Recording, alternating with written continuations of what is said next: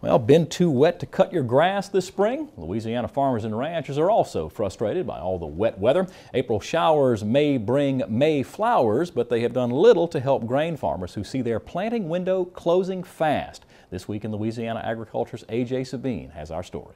Arnaville grain farmer Barrett Olivier checks his milo field for moisture just before the day's planting. As the planter works its magic, Olivier is under pressure. Forecasters have called for a 60% chance of rain this day. The window for planting will soon close.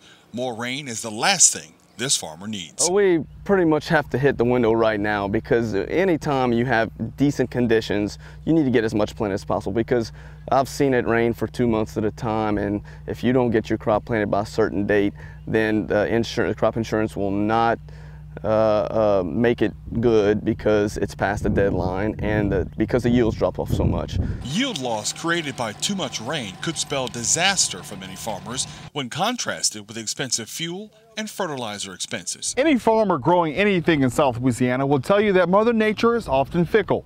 So the season for planting is often short because of heavy rain. That's why it's important for farmers who grow things down here to spread their risk over diverse crops, including soybeans, milo, and of course, rice. We've diversified. We've got rice, we've got crawfish, we've got grain sorghum, corn. We also have soybeans. So we're spread out, a little bit of wheat. And the more we can spread things out, we can spread our risk. We find that that's the best insurance we can have.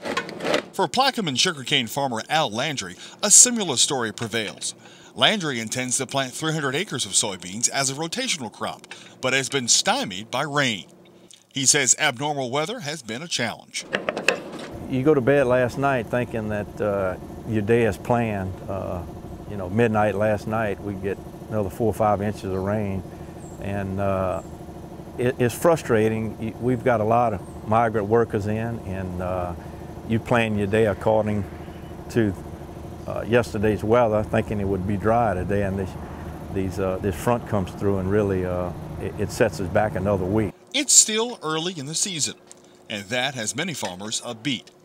However, for those growers who are waiting to roll their planters, that optimism is tempered with patience for drier weather to come. In Henderson, I'm A.J. Sabine for This Week in Louisiana Agriculture.